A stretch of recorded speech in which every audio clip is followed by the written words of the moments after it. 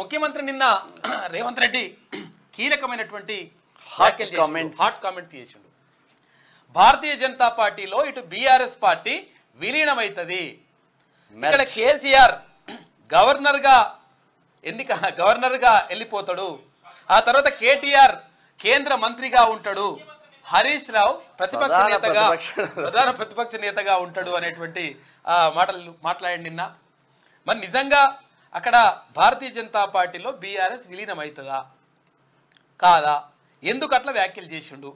అయితే దీనికి కౌంటర్గా అక్కడ ఎవరు భారతీయ జనతా పార్టీ అంటే అక్కడ కేంద్ర హోంశాఖ సహాయ మంత్రి బండి సంజయ్ కూడా కౌంటర్ ఇచ్చిండు. కాంగ్రెస్ పార్టీలో బీఆర్ఎస్ విలీనం అవుతుందని చెప్పేసి ఆయన అంటుండు. అయితే మొత్తం మీద బీఆర్ఎస్ పని చేసేటట్టే ఉన్నారు ఇద్దరు కలిసి. వాళ్ళు ఏమంటారు అంటే ఈ పార్టీలో విలీనం అవుతుందా వీళ్ళు, ఈ పార్టీలో విలీనం అవుతుందని వీళ్ళు. కానీ కాంగ్రెస్ కన్నా బీజేపీకే ఎక్కువ శాతం అవకాశాలు ఉన్నాయి. విలీనమేమో కానీ 100% కలిసి వెళ్ళేటువంటి అవకాశం ఉన్నట్టుగా మాత్రం తెలుస్తూ ఉంది. అయితే భారతీయ జనతా పార్టీ రాష్ట్ర నేతలు అందుకు సుముఖంగా లేనప్పటికీ అయితే వాళ్ళు అంటే కేంద్ర నాయకత్వం మాత్రం కొంతవరకు అనుకూలంగా కనిపిస్తూ ఉంది. ఈ నేపథ్యంలోనే అక్కడ కవితను బయటకు తీసుకురావడం ఒకటి, తర్వాత ఇక్కడ కేసుల నుంచి తప్పించడం ఇంకొకటి, ఫోన్ ట్యాపింగ్ కేసుల నుంచి తప్పించడం ఇంకొకటి, తర్వాత ఇక్కడ కాళేశ్వరం కేసు, ఇటు విద్యుత్ కుంభకోణం, ఇవన్నీ కూడా తప్పించుకోవాలంటే ఏం చేయాలో అర్థం కాని పరిస్థితుల్లో ఇక్కడ ఏది బీఆర్ఎస్ పార్టీ ఉన్నది. అయితే బీఆర్ఎస్ పార్టీకి సంబంధించినటువంటి మరి ఎంపీలు అయితే లేరు. ఇప్పుడు ఎంపీలు అంటే ఎంపీలు రెండు రకాలు ఉంటారు కదా, రాజ్యసభలో మాత్రమే ఎంపీలు ఉన్నారు. ఆ రాజ్యసభ ఎంపీలని పంపాలని చెప్పి చూస్తూ ఉందంట బీఆర్ఎస్ పార్టీ. ఇక లోక్సభలో అయితే ఒక్క ఎంపీ సీటు కూడా లేదు. ఇక్కడ ఏమైనా ఇక అసెంబ్లీలు ఏమైనా ఉన్నాయా అంటే అవి కూడా మొత్తం ఒక్కొక్కటి జంపు జలాని కథ నడుస్తూ ఉంది. ఈ నేపథ్యంలో మరి తమను తాము కాపాడుకోవాలంటే, జైలుకు వెళ్లకుండా కాపాడుకోవాలంటే భారతీయ జనతా పార్టీని శరణు వేయడం ఒక్కటే మార్గంగా కనిపిస్తుందట కాకకు. ఈ నేపథ్యంలోనే ఇక్కడ భారతీయ జనతా పార్టీలో బీఆర్ఎస్ పార్టీని విలీనం అని చెప్పేసి ముఖ్యమంత్రి గారు అంటున్నారు. కానీ విలీనం జరగకపోవచ్చు, కాకపోతే అవకాశం మాత్రం కనిపిస్తూ ఉంది అని చెప్పేసి విశ్లేషకులు అంటున్నారు. ఇక మరోవైపు నిన్న SSLV D3 రాకెట్ ప్రయోగం విజయవంతమైంది. 2 ఉపగ్రహాలను కూడా కక్షలోకి విడిచిపెట్టినట్టుగా, అంటే కరెక్ట్గానే విడిచిపెట్టినట్టుగా అక్కడ ఇస్రో చైర్మన్ సోమనాథ్ చెప్పిండు. ఇక జాతీయ ఉత్తమ చిత్రాలకు సంబంధించి జాతీయ ఉత్తమ చిత్రంగా, తర్వాత జాతీయ ఉత్తమ నటుడిని తర్వాత ఉత్తమ నటి అవార్డు నిన్న అంటే ప్రకటించారు. ఉత్తమ నటీమణులుగా అంటే ఇద్దరికి ఇచ్చారు. అసలు యాక్చువల్గా ఒక హీరోయిన్కే ఇస్తుంటే ఈసారి నిత్యా మీనన్కు, తర్వాత ఇంకోరికి పరేఖ్కి, ఇద్దరికి నటీమణులకు ఉత్తమ నటిగా అవార్డు ఇచ్చిండ్రు. తర్వాత ఉత్తమ నటుడుగా కాంతారా నటుడు ఎవరు రిషబ్ శెట్టికి ఉత్తమ నటుడుగా అవార్డు వచ్చింది. తర్వాత ఉత్తమ చిత్రంగా ఉత్తమ ప్రాంతీయ చిత్రంగా ఇక్కడ ఏది కార్తికేయ 2కి అవార్డు వచ్చింది. మనకు సంబంధించి మ్యాక్సిమం ఈ అవార్డులలో ఎక్కువ శాతం దక్షిణ భారతదేశానికి అవార్డులు వచ్చినాయి. అయితే నిజంగా జాతీయ అంటే ఉత్తమ చిత్రాలకు సంబంధించి నటులకు కానీ ఏవైనా కానీ తెలుగు వాళ్ళకి పెద్దగా రాలేదు. ఈ ప్రాంతీయ చిత్రం అంటే ఆటోమేటిక్గా ఏ భాషకు ఆ భాషకు ఒకటి ఇచ్చేస్తారు. అందులో భాగంగా కార్తికేయ 2కి వచ్చింది కానీ మిగతా రాలేదు. అయితే దక్షిణ భారతదేశానికే పూర్తిగా ఎక్కువ స్థాయిలో అవార్డులు మాత్రం వచ్చినట్టుగా కనిపిస్తూ ఉంది. ఇక చాలా కాలం నుంచి వెయిట్ చేస్తూ ఉన్నారు. అంటే అక్కడ ఏది తెలంగాణ జన సమితి అధ్యక్షుడు ప్రొఫెసర్ కోదండరామ్ సార్కి ఎమ్మెల్సీ సియాసత్ దానికి అంటే పాత్రికేయులు సీనియర్ జర్నలిస్ట్ అమీర్ అలీ ఖాన్ ఇద్దరు కూడా నిన్న ఎమ్మెల్సీగా ప్రమాణ స్వీకారం చేసిండ్రు. వాళ్ళని నామినేట్ చేసిండ్రు. నామినేటెడ్ పోస్టులు అవి నామినేటెడ్ చేసిండ్రు. చేస్తే వాళ్ళు ఎమ్మెల్సీలుగా నిన్న ప్రమాణం చేసిండ్రు. తెలంగాణ ఉద్యమం చేసినందుకు గాను దక్కినటువంటి గౌరవంగా అక్కడ ప్రొఫెసర్ కోదండరామ్ చెప్తా ఉంటే, ఇటు ఆయన అమీర్ అలీ ఖాన్ అంటుండే 100% నేను ప్రజా సమస్యల పైన ఇక్కడ మండలిలో కొట్లాడతా అని చెప్పేసి ఆయన చెప్తున్నాడు. ఇంకా చాలా విషయాలనే మనం మాట్లాడుకోవాలి. ముందుగా వెలుగుతున్న పత్రిక చూద్దాం. SSLV ప్రయోగం సక్సెస్, డిసెంబర్ లో గగన్యాన్ లో అని చెప్తా ఉంది ఇస్రో మరో రాకెట్ ను విజయవంతంగా ప్రయోగించింది. దేశీయంగా తయారు చేసిన స్మాల్ శాటిలైట్ లాంచ్ వెహికల్ ద్వారా 2 ఉపగ్రహాలను అంతరిక్షంలోకి చేర్చింది. శుక్రవారం ఉదయం 9:17 ఏపీలోని సతీష్ ధావన్ అంతరిక్ష ప్రయోగ కేంద్రం నుంచి ఈ రాకెట్ నిప్పులు చిమ్ముతూ నింగికెగిరింది.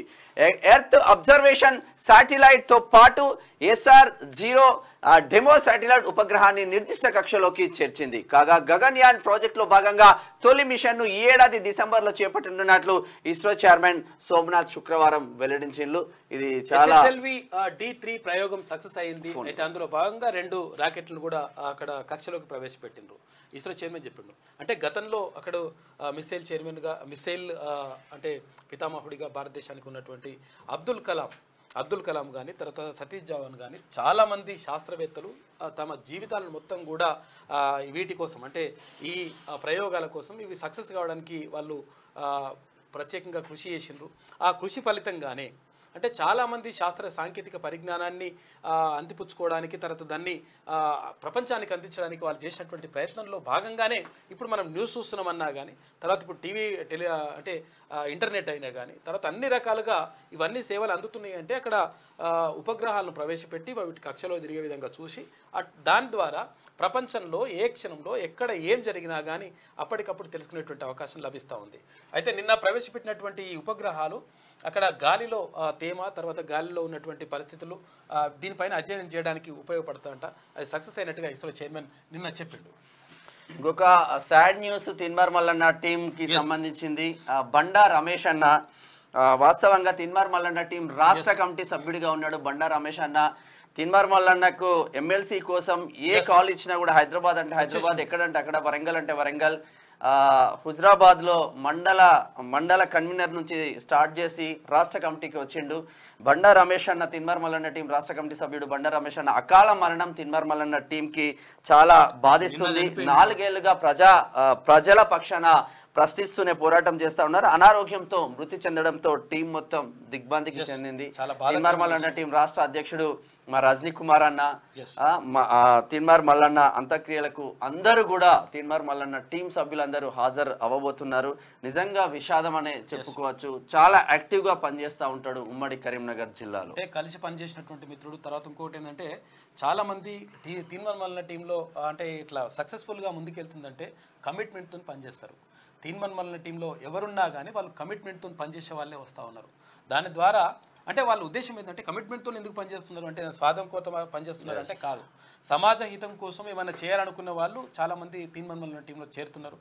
వాళ్ళందరూ సమాజ హితం కోసం తమ వ్యక్తిగత జీవితాన్ని కొంతవరకు త్యాగం చేసి రావాలి.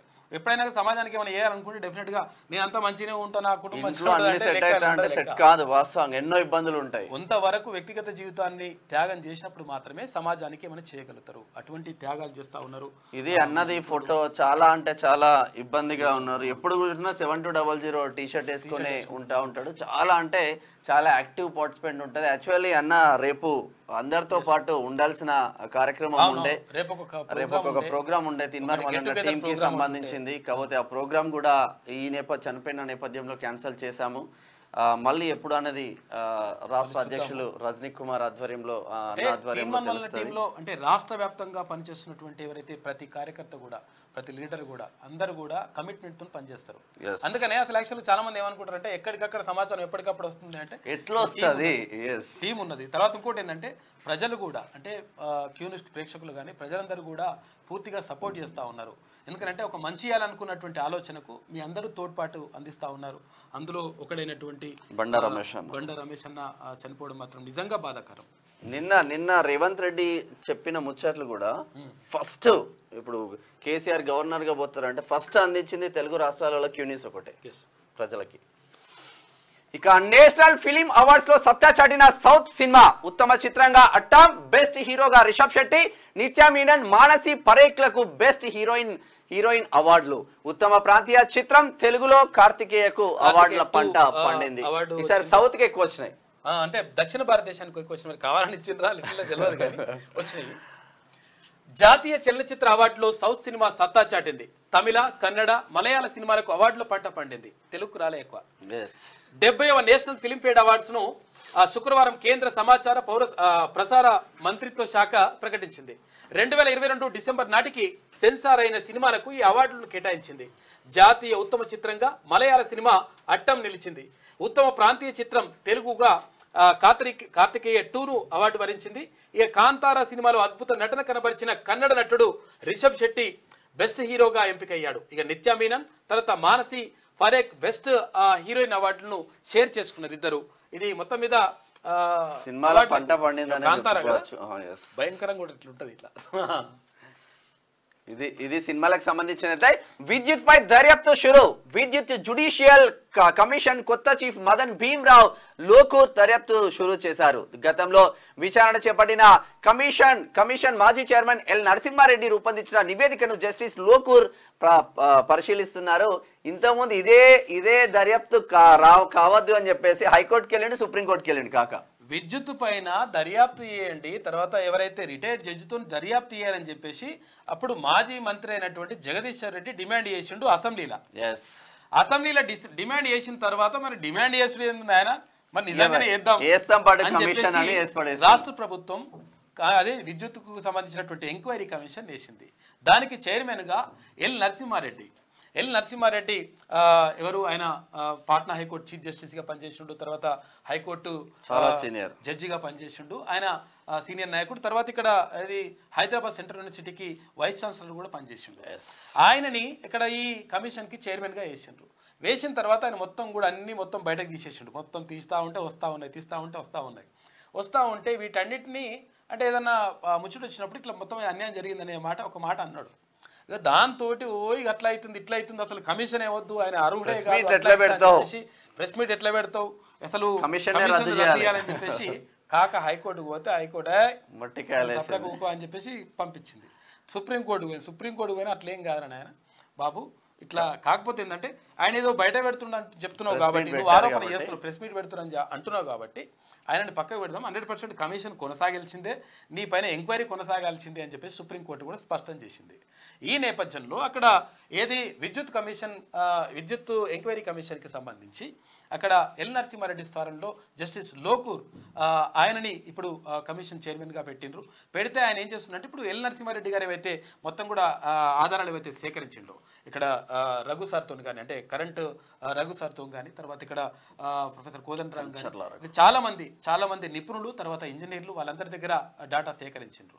సేకరించడంతో పాటు ఇక్కడ ప్రజల నుంచి కూడా ఎవరికైనా ఏమన్నా విషయాలు తెలిస్తే పంపండి అని చెప్పిండ్రు. ఆ నేపథ్యంలో మొత్తం కూడా అంతా కూడా డేటా రెడీ చేసి పెట్టిండ్రు. ఈ రెడీ చేసి పెడితే దాన్ని 100% మేము వినియోగించుకుంటామని చెప్పేసి దాని అంతా స్టడీ చేస్తూ ఉన్నారంట జస్టిస్ లోకూర్. కాబట్టి 100% ఒకవేళ నిజంగా దర్యాప్తు బరాబరే జరుగుతుంది. జరిగిన తర్వాత తేలితే మాత్రం మరి దోషిగా తేలితే మరి ఏం చేస్తారు, ప్రభుత్వం నిజంగా ఎటువంటి నిర్ణయం తీసుకుంటుంది అనేదే మరి ఉత్కంఠగా ఉన్నది. చూద్దాం ఏం చేస్తారు. నిజంగా చేస్తే మాత్రం లోపల వాడు ఖాయం. కాక పడతాడు, జగదీష్ రెడ్డి కూడా పడతాడు.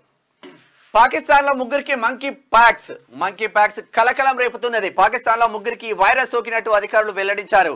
వారందరూ యుఏఈ నుంచి ఒకే విమానంలో వచ్చినట్టు నిర్ధారించారు. ఇక ఇది దేశాలు దాటి ఖండాంతరాలు దాటిపోతుంది. ఈ మంకీ పాక్స్ ఎట్లుంటదంటే ఇప్పుడు కూడా మనం కరోనా చూస్తే ఆగమాగం చాలా మంది చచ్చిపోయారు. పాపం చాలా మంది భయానికి చచ్చిపోయిన చాలా మంది ఉన్నారు.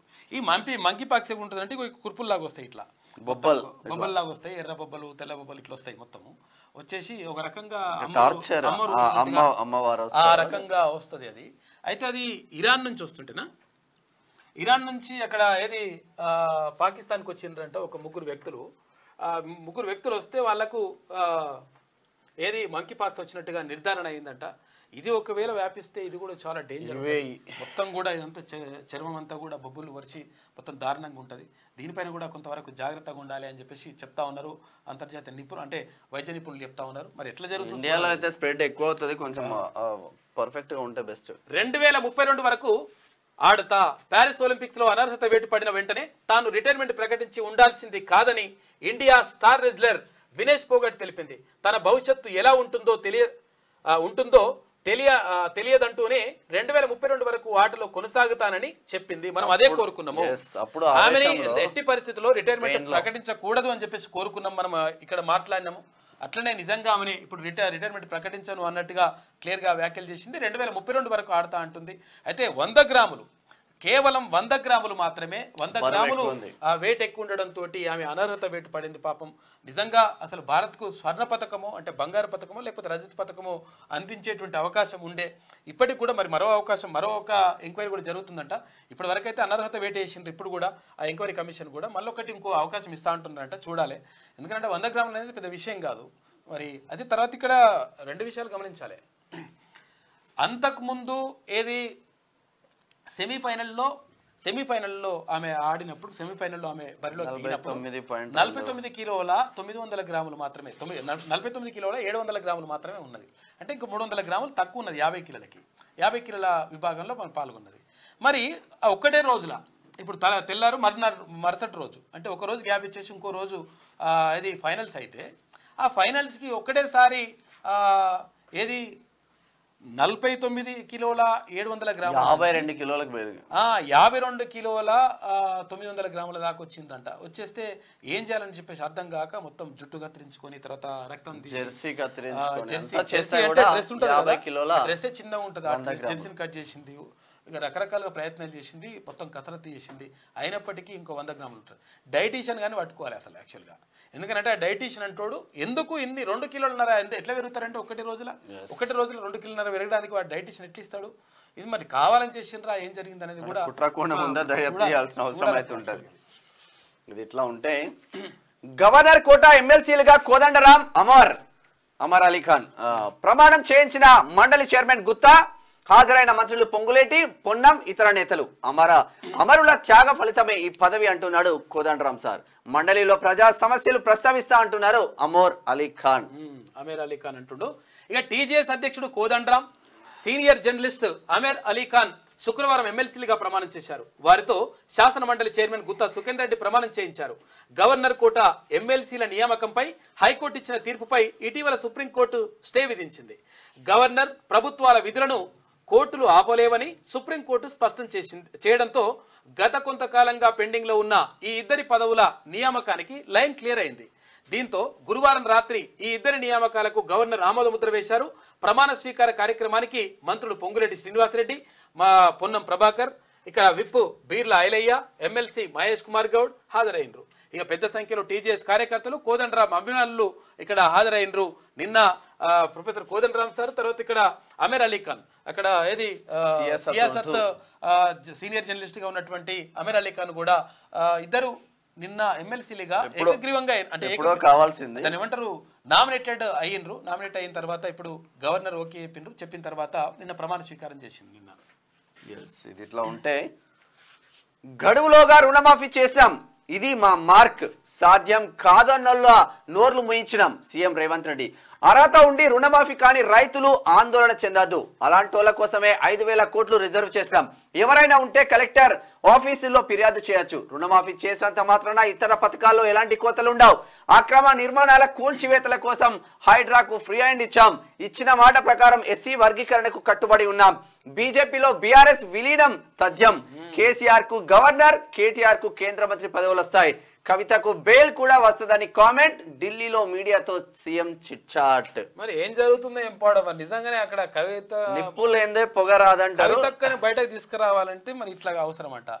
ఒక్క విషయమే కాదు, వీళ్ళు కూడా లోపల పోకుండా ఉండాలంటే కూడా ఇది అవసరం అంట. అందుకని కేసీఆర్కి గవర్నర్ పదవి అంటే ఎందుకంటే రాజకీయాల్లో రిటైర్మెంట్ అయిన వాళ్ళకి గవర్నర్ పదవి ఇస్తుంటారు మ్యాక్సిమం చాలా మందికి. అయితే కేసీఆర్కి గవర్నర్ పదవి, ఆయనకి రిటైర్మెంట్ కథం అన్నట్లు లెక్క. ఇక ఆ తర్వాత కేంద్ర మంత్రి పదవి రాజ్యసభను పంపించేసి కేంద్ర మంత్రి పదవి ఇచ్చి ఇట్లా చేద్దామని చెప్పేసి ప్లాన్ చేస్తున్నారు అని చెప్పేసి అంటున్నాడు. ఇక హరీష్ రావు ఏమో ఇక ప్రతిపక్ష నేతగా ఉంటాడంట. మరి ఏం కథనో తెలియదు కానీ అట్లా చేసిండు. ఆగస్టు 15 డెడ్ లైన్ పెట్టుకొని ఆ గడువులోగా రుణమాఫీ చేసి పాలనలో తమ మార్క్ ఎలా ఉంటుందో చూపించామని సీఎం రేవంత్ రెడ్డి అన్నారు. రుణమాఫీ ఎట్లా చేస్తారు, అసలు సాధ్యం కానే కాదు అన్నోళ్ళ నోళ్లు మూయించాం. ఇది ఇచ్చిన మాట ప్రకారం రుణమాఫీ చేసి చూపించాం.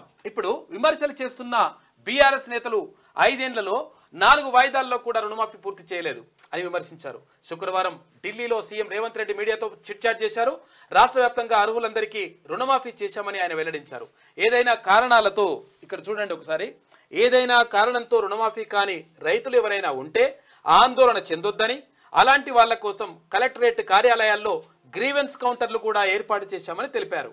మా వద్ద ఉన్న డేటా ప్రకారం రైతు రుణమాఫీకి 26,000 కోట్ల రూపాయలు అవసరం. కానీ అందరినీ దృష్టిలో ఉంచుకొని 31,000 కోట్ల రూపాయలకు బడ్జెట్లో అప్రూవల్ ఇచ్చాం. ఏదైనా కారణాలతో రుణమాఫీ కానీ రైతుల కోసమే అదనంగా 5,000 కోట్ల రూపాయలు రిజర్వ్ కూడా చేసినట్టు పక్కకు రెడీ పెట్టిండ్రట. పైసలు టెన్షన్ 5,000 కోట్ల రూపాయలు రెడీ పెట్టిండ్రంట. ఎవరైనా రుణమాఫీ ఒకవేళ అర్హత ఉన్నా కానీ రుణమాఫీ కాకపోతే అక్కడ కలెక్టర్ కార్యాలయానికి వెళ్ళండి, గ్రీవెన్స్ సెల్లో అక్కడ అప్లికేషన్ ఇవ్వండి, కంప్లైంట్ చేయండి. చేసిన తర్వాత మీకు ఉన్నటువంటి అర్హతలు ఏంటిదో, ఆధారాలు ఏంటిదో అవన్నీ కూడా ఇవ్వండి. తర్వాత బ్యాంక్ అధికారులతో కూడా మాట్లాడండి. మాట్లాడిన తర్వాత 100% మీకు అర్హత ఉంటే మాత్రం డెఫినెట్గా అవుతుందని చెప్పేసి ప్రభుత్వం చెప్తా ఉంది. దానికోసం అంటే పైసలు లేవా ఉన్నాయా మరి అదంతా పరిచయం ఏమొద్దు, 5,000 కోట్ల రూపాయలు కూడా రెడీగా పెట్టింది రాష్ట్ర ప్రభుత్వం. ఇక దీనికి మళ్ళీ మంత్రి కేటీఆర్ వచ్చేసి నేను అయితే అట్లా చేస్తా ఇట్లా చేస్తాను మళ్ళీ డైలాగులు ఉంటాయి. ఏ డైలాగులు ఉన్నా అవేం కాదు, బరాబర్ అర్హులందరికీ చేస్తా అని చెప్పేసి ప్రభుత్వం చెప్తుంది. ఇక ఇట్లా ఉంటే 4th సిటీలో పెట్టుబడులు పెట్టండి. ఫాక్స్కాన్ చైర్మన్ యంగ్ లియూకి సీఎం రేవంత్ ఆహ్వానం. ఫ్యూచర్ సిటీని బహుముఖంగా తీర్చిదిద్దుతామని వెల్లడి. 4th సిటీ రూపకల్పనలో సీఎం విజన్ ఆకట్టుకుంది లియూ. త్వరలోనే హైదరాబాద్ ను సందర్శిస్తామని ప్రకటించిండ్రు. శుక్రవారం ఢిల్లీలో ఫాక్స్కాన్ ప్రతినిధులతో సీఎం రేవంత్, మంత్రి దుద్దిల్లా శ్రీధర్ బాబును చూస్తా ఉన్నాం. మా దగ్గర పెట్టుబడులు పెట్టని చెప్పేసి ఆహ్వానిస్తా ఉన్నారు ముఖ్యమంత్రి. మొత్తం మీద అంటే ఇప్పుడు ఐటీ అనగానే చంద్రబాబు గుర్తుకొస్తాడు. ఇప్పుడు మాదాపూర్, సైబర్ టవర్స్ ఇదంతా ఇప్పుడు రేవంత్ రెడ్డి కూడా ఒక టార్గెట్ పెట్టుకున్నట్టున్నాడు. నేను ఒక సిటీని కట్టాలి, లైఫ్ లో నా పేరు ఉండాలి అన్న, అంటే వాస్తవంగా దృఢ సంకల్పం ఉంటే కానీ చేయలేము పనులు. ఇక కాశ్మీర్, హర్యానాలో ఎన్నికల నగారా. అసెంబ్లీ ఎలక్షన్స్ కు షెడ్యూల్ విడుదల చేసిన ఈసీ. జమ్మూ కాశ్మీర్ లో 3 విడతల్లో సెప్టెంబర్ 18, 25, అక్టోబర్ 1న పోలింగ్. హర్యానాలో ఒకే విడతలో అక్టోబర్ 1న ఎలక్షన్స్, అక్టోబర్ 4న రిజల్ట్స్ రాబోతా ఉన్నాయి. ఇక్కడ జమ్మూ కాశ్మీర్ లో తర్వాత హర్యానాలో అయితే అసలు యాక్చువల్ గా భారతదేశంలో మరో ఎన్నికల నగారా మోగనుంది. అందులో భాగంగా 4 రాష్ట్రాలకు ఎన్నికలు జరగాల్సి ఉంది ఇప్పుడు. అయితే ఇక్కడ మొదటి విడతగా ఇక్కడ జమ్మూ కాశ్మీర్కు సంబంధించి, ఆ తర్వాత హర్యానా, ఈ 2 రాష్ట్రాలకు సంబంధించి ఇప్పుడు ఎన్నికలు నిర్వహించాలని చెప్పేసి కేంద్ర ఎన్నికల సంఘం భావిస్తూ ఉంది. భావించడం కాదు, నిన్న నోటిఫికేషన్ కూడా రిలీజ్ చేసింది. అయితే ఇక్కడ సెప్టెంబర్లో 20 అంటే 18వ తేదీ, 25వ తేదీ, తర్వాత అక్టోబర్ 1వ తేదీన 3 విడతల్లో జమ్మూ కాశ్మీర్లో ఎన్నికలు నిర్వహించాలని చెప్పేసి భావిస్తూ ఉంది. దానికోసం షెడ్యూల్ విడుదల చేసింది. ఇక అక్టోబర్ 1వ తేదీన ఒకటేసారి అంటే జమ్మూ కాశ్మీర్లో 90 అసెంబ్లీ స్థానాలు ఉన్నాయి. తర్వాత ఇక్కడ ఏది హర్యానాలో కూడా 90 అసెంబ్లీ స్థానాలు. ఇవన్నీ కూడా కరెంట్ అఫైర్స్కి ఉపయోగపడతాయి చూసుకోరు, అంటే కాంపిటేటివ్ ప్రిపేర్ అయ్యే వాళ్ళు. 90 అసెంబ్లీ స్థానాలు హర్యానాలో, తర్వాత 90 అసెంబ్లీ స్థానాలు ఇక్కడ జమ్మూ కాశ్మీర్లో ఉన్నాయి.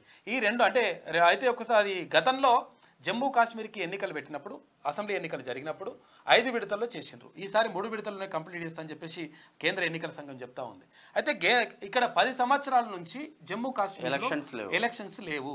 370 ఆర్టికల్ 370ని అక్కడ రద్దు చేసిండ్రు. ఆర్టికల్ 370 అంటే ఏంటిది అంటే ఆర్టికల్ 370ని ప్రత్యేకంగా తీసుకొచ్చిండ్రు. అంటే భారతదేశానికి మొత్తం ఒక రాజ్యాంగం ఉంటే అక్కడ జమ్మూ కాశ్మీర్కు ప్రత్యేకమైనటువంటి రాజ్యాంగం అమలులో ఉంటుంది. అంటే ప్రత్యేకమైనటువంటి ఆ వెసులుబాటు కల్పించిండ్రు. ఎందుకు కల్పించిండ్రు, కల్పించాల్సినటువంటి అవసరం ఎందుకు వచ్చింది, అక్కడ వాళ్ళకి ఎందుకు స్పెషల్గా ఉండాలని చెప్పేసి ప్రశ్న రావచ్చు. అయితే భారతదేశానికి స్వాతంత్రం వచ్చిన తర్వాత అయితే ఈ సంస్థానాలన్నింటినీ కూడా విలీనం చేసుకుంటూ వెళ్ళిండ్రు అప్పుడున్నటువంటి ప్రధానమంత్రి జవహర్లాల్ నెహ్రూ, తర్వాత సర్దార్ వల్లభాయ్ పటేల్. సర్దార్ వల్లభాయ్ పటేల్ మొత్తం కూడా సంస్థానాలను విలీనం చేసుకుంటూ వస్తుంటే 563 సంస్థానాలు ఉండే. 563 సంస్థానాలలో 560 అయిపోయిన తర్వాత ఇంకో 3 సంస్థానాలు మిగిలి ఉండే. ఆ 3 సంస్థానాలు ఏంటి అంటే హైదరాబాద్ సంస్థానం మన నిజాము, తర్వాత ఇక్కడ ఒకటి ఇంకా జూనాగఢ్, తర్వాత జమ్మూ కాశ్మీర్. ఈ 3 సంస్థానాలు మిగిలిపోయినాయి. మిగిలిపోయిన తర్వాత పోలీస్ చర్య ద్వారా 1948 సెప్టెంబర్ 17వ తేదీన సర్దార్ వల్లభాయ్ పటేల్ ఇక్కడ పోలీస్ చర్య ద్వారా ఇక్కడ హైదరాబాద్ సంస్థానాన్ని ఏది భారతదేశంలో విలీనం చేసిండ్రు. అయితే చేసినప్పుడు అక్కడ ఏది ఉస్మాన్ అలీ ఖాన్ 7 ఉండే, అప్పుడు 7 ఉండే. అయితే ఆయన ఉన్నప్పుడు ఆయనని అదుపులోకి తీసుకొని తర్వాత ఇదంతా కథంతా చేసి అప్పుడు కలిపేసిండ్రు. ఇక జూనాగఢ్ కూడా అట్నే కలిపిండ్రు.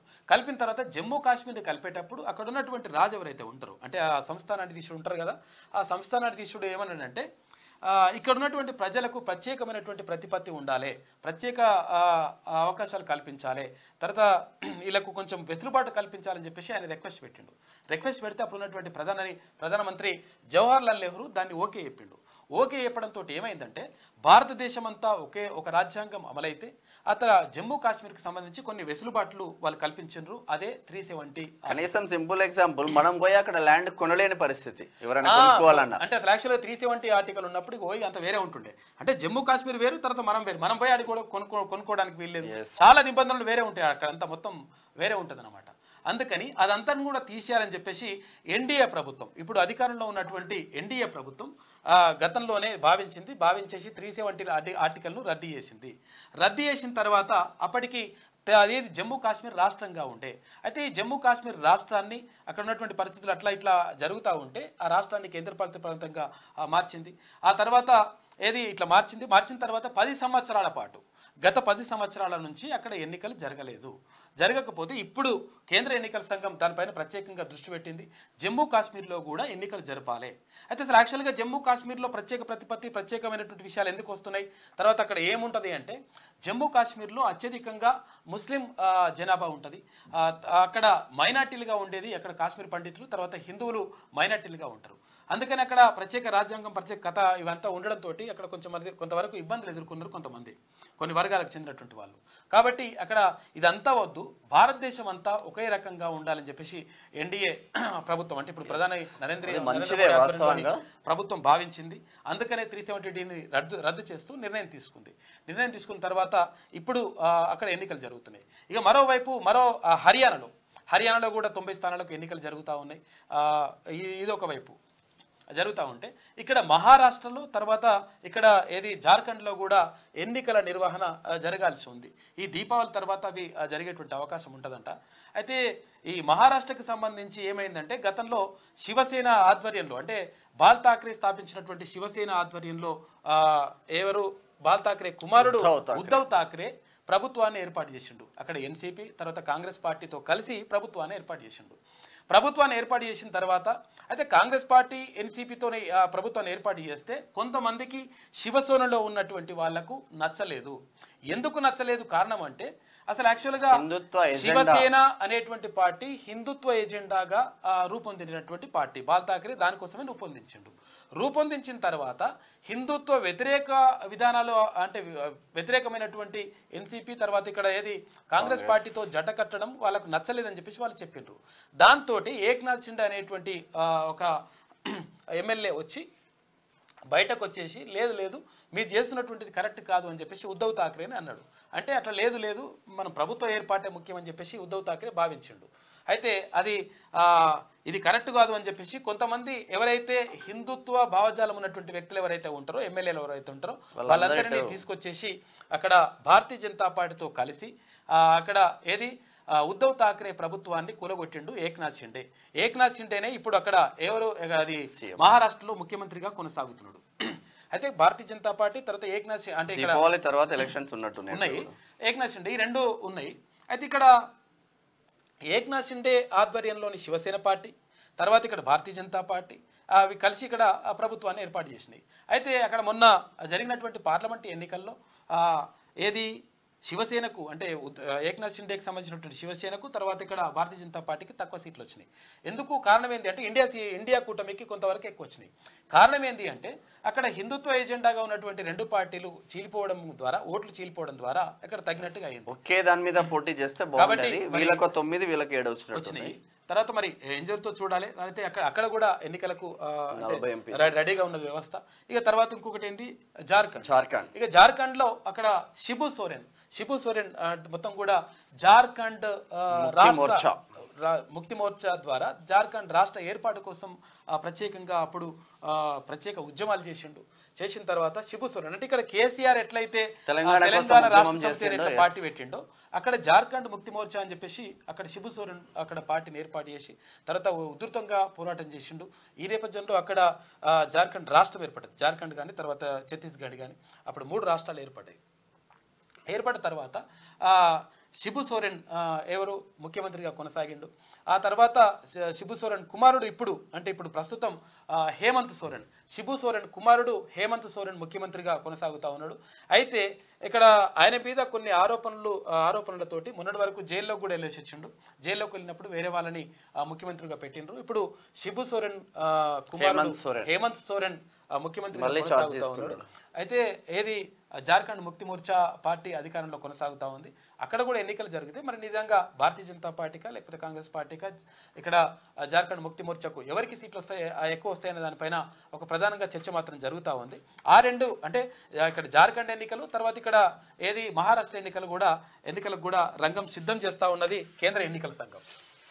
ఇది ఇట్లా ఉంటే 2 గంటలు కుండపోత పలు జిల్లాల్లో దంచికొట్టిన వర్షాలు అక్కడక్కడ ఉప్పొంగిన వాగులు ఇండ్లలోకి చేరిన వరద నీరు మెదక్లో 12.9 సెంటీమీటర్ల వాన మరో 4 రోజులు పొట్టు వర్షాలు ఉన్నాయి గట్టిగా ఉందంట లెక్క వాన మంచిగా కొడుతున్నది బండ్లు పట్టుకొని పోతున్నాయి మెదక్ పట్టణంలో అవి బతుకమ్మ లెక్క పోతున్నాయట బతుకమ్మని మటువాయ్ పాత కక్షలతో తల్లిదండ్రులపై దాడి తట్టుకోలేక బిడ్డ మృతి చాలా దారుణం అసలు సూర్యాపేట జిల్లా కొత్తపల్లిలో విషాదం పరారీలో 3 నిందితులున్నారట పాత కక్షలతో ప్రత్యర్థులు తన తల్లిదండ్రులపై దాడి చేయగా అది తట్టుకోలేక షాక్ గురైన బిడ్డ చనిపోయింది ఈ విషాద ఘటన సూర్యాపేట జిల్లా నాగారం మండలంలోని డి కొత్తపల్లి గ్రామంలో జరిగింది కొత్తపల్లికి చెందిన కాసం సోమయ్య అదే గ్రామానికి చెందిన కడారి సోమయ్య మధ్య ఇద్దరు సోమయ్యలే చాలా కాలంగా గొడవలు జరుగుతున్నాయి ఊర్లో చాలా సార్లు పంచాయతీలు జరిగాయి ఈ క్రమంలో కాసం సోమయ్య సూర్యాపేటకు మాకం మార్చి కొంతకాలంగా అక్కడే ఉంటున్నారు ఇటీవల అతని కుమార్తె పావని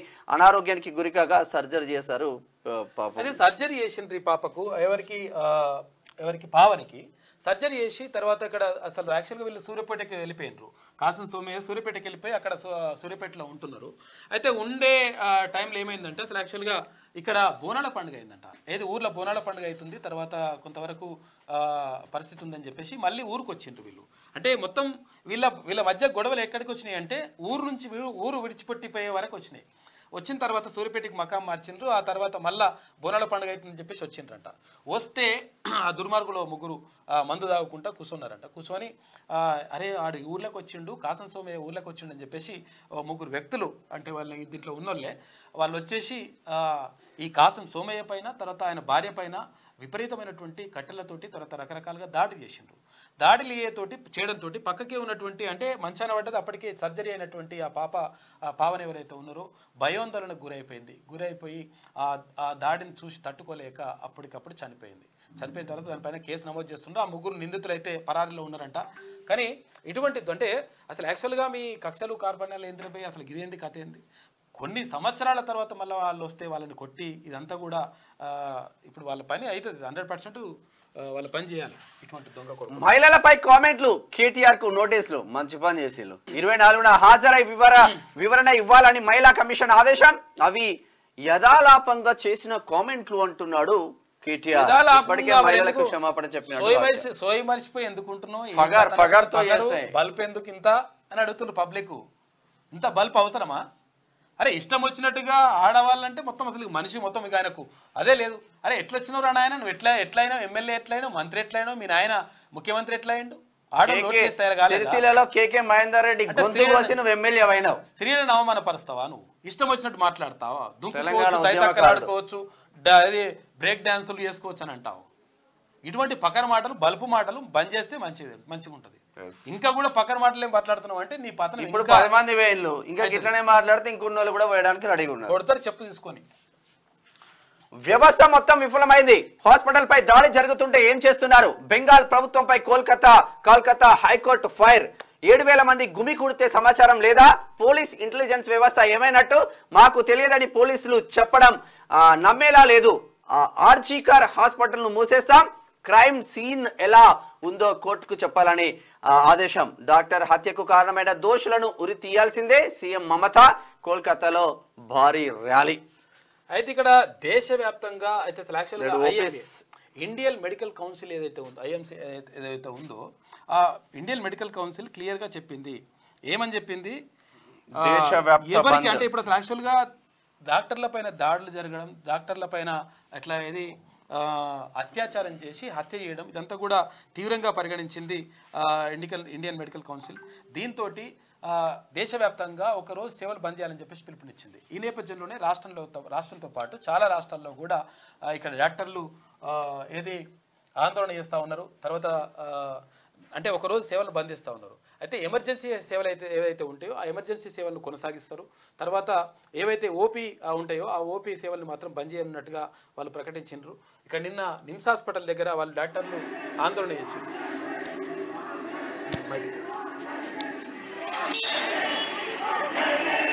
నిమ్స్ హాస్పిటల్ కాలేదు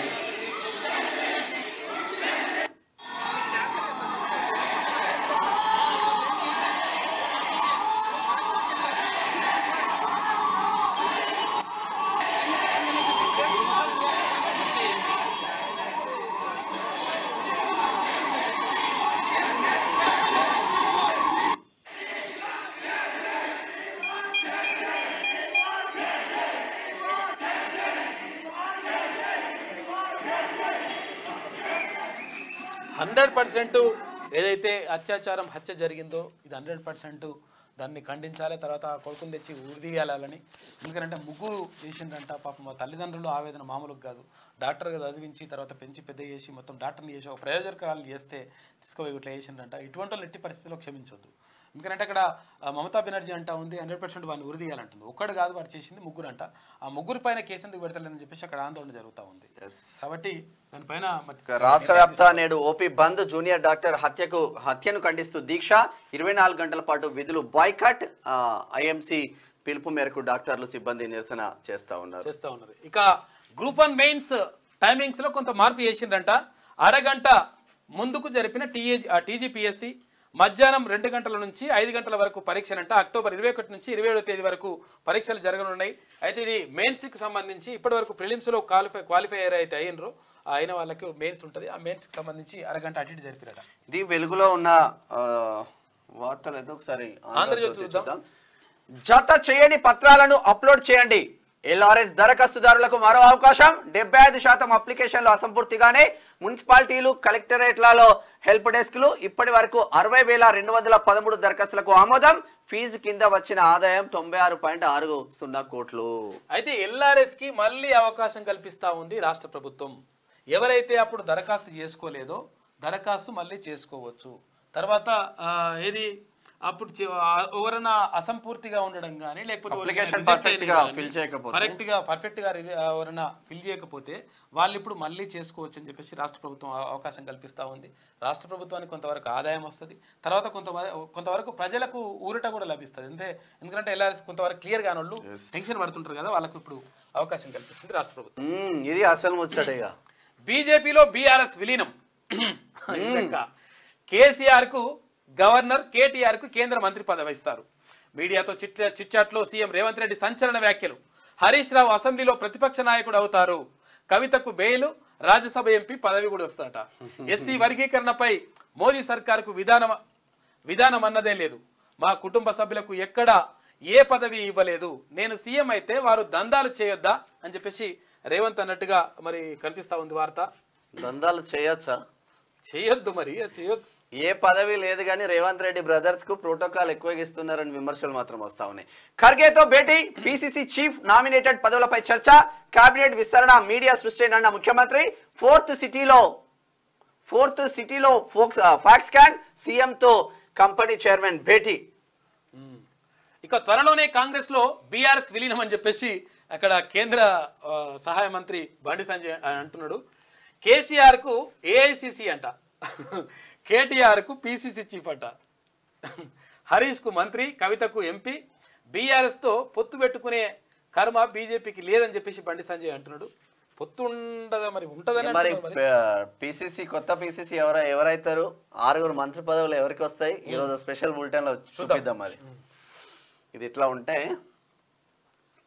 బీఆర్ఎస్ పార్టీ బీజేపీలో విలీనం అయ్యే అవకాశం ఉందని సీఎం రేవంత్ రెడ్డి అన్నారు. బేరాసారాలు వివిధ స్థాయిలో జరుగుతున్నాయని, కేసీఆర్ కు గవర్నర్ పదవి, కేటీఆర్ కు కేంద్ర మంత్రి పదవి ఇస్తారని, హరీష్ రావు అసెంబ్లీలో ప్రతిపక్ష నాయకుడు అవుతారని వ్యాఖ్యానించారు. రాజ్యసభలో బీఆర్ఎస్ కు ఉన్న 4 ఎంపీలకు బదులుగా కవితకు బెయిల్ వస్తుందని, ఆమెకు రాజ్యసభ ఎంపీ పదవి ఇస్తారని తెలిపారు. శుక్రవారం ఢిల్లీలో ముఖ్యమంత్రి తన అధికారిక నివాసంలో తెలుగు మీడియాతో ఇష్టాగోష్ఠిలో మాట్లాడారు. కాంగ్రెస్ పై బీఆర్ఎస్, బీజేపీ పలు రకాలుగా విమర్శలు చేశాయని అన్నారు. ఎన్నికలకు ముందు కాంగ్రెస్ పోటీలోనే లేదన్నారు. తాము అధికారంలోకి వచ్చాక ఈ ప్రభుత్వం ఎక్కువ రోజులు ఉండదన్నారని గుర్తు చేశారు. కానీ ఇప్పుడు రాష్ట్రంలో ప్రతిపక్షం ఉంటుందా ఉండదా అనే పరిస్థితి వచ్చిందని ఎద్దేవా చేశారు. ఇక ఎస్సీ వర్గీకరణపై మోదీ ప్రభుత్వానికి ఎటువంటి విధానం లేదని రేవంత్ ఆరోపించారు. మందకృష్ణ మాదిగకు ప్రధాని మోదీ బిగ్ హగ్ ఇవ్వడం తప్ప సుప్రీంకోర్టు తీర్పును స్వాగతించలేదని. స్వాగతించడమే లేదు, వాస్తవంగా బీజేపీ లేకపోతే ఎస్సీ వర్గీకరణ జరగకపోయేది. 100% చెప్పుకోవాలి. మందకృష్ణ మాదిగ కావాలని చెప్పేసి ఆ నిర్ణయం తీసుకున్నాడు. అందుకనే భారతీయ జనతా పార్టీతో కలిసి వెళ్ళాలని చెప్పేసి నిర్ణయం తీసుకున్నాడు. జాతి కోసం అది మంచిగా జరిగింది. రుణమాఫీ కాని వారి కోసం స్పెషల్ డ్రైవ్. ఆధార్ తప్పుంటే voter, ration card, driving license upload చేయాలంట. ఇక రేషన్ కార్డు లేకపోతే రైతు కుటుంబాల నిర్ధారణకు సర్వే. ఆధార్, బ్యాంకు ఖాతాల్లో తేడాలుంటే సరిచేసి పోర్టల్లో నమోదు. అసలు వడ్డీ లెక్కలు సరిపోకపోతే నిర్ధారణ దిద్దుబాటు చర్యలు ఇంటింటికి వెళ్లి ఫిర్యాదుల స్వీకరణ కొత్తగా మార్గదర్శకాలు జారీ చేస్తా ఉన్నారు రుణమాఫీ కాని వాళ్ళు ఎవరైతే ఉంటారో వాళ్ళకి సంబంధించి ఒకవేళ మీరు ఏమన్నా హెల్ప్ డెస్క్లు ఉంటున్నాయి మీకు అక్కడ అయితే ఒకవేళ ఓటర్ అది ఏది ఇది లేదు ఉండదు కదా రేషన్ కార్డు లేకపోతే కూడా ప్రాబ్లం ఏం లేదంట దగ్గరకు వచ్చి చూస్తారు అవన్నీ ఆధార్ లో తప్పులు ఉంటాయి కూడా మీరు వేరే ఇంకా కారట్లు ఉంటాయి ఇయ్యొచ్చు అవన్నీ ఓటర్ గాని రేషన్ కార్డు డ్రైవింగ్ కాబట్టి రుణమాఫీ కాదని చెప్పేసి ఏం ఫీల్ కాకుండా ఎవరైతే అర్హులు ఉన్నారో అర్హులకు మాత్రం బరాబర్ అవుతుంది 5,000 కోట్లు రెడీ పెట్టినట్టు ఏం కాదు టెన్షన్ పడకు రాష్ట్రంలో 24 గంటల పాటు ఓపీ సేవలు బంద్ కోల్కతాలో ట్రైనీ డాక్టర్ పై అత్యాచారానికి నిరసనగా ఐఎంసీ పిలుపుతో ప్రభుత్వ ప్రైవేట్ ఆసుపత్రుల్లో నిలిపివేత నేడు ఉదయం 6 నుంచి రేపు పొద్దున 6 గంటల దాకా ప్రత్యామ్నాయ ఏర్పాట్లపై దృష్టి వైద్య శాఖ మంత్రి దామోదర రాజనరసింహ రాష్ట్ర వ్యాప్తంగా అన్ని జిల్లాల్లో నిరసనలు ఆందోళనలు ఆర్జీకర్ పై దాడి బెంగాల్ సర్కార్ వైఫల్యం వల్లే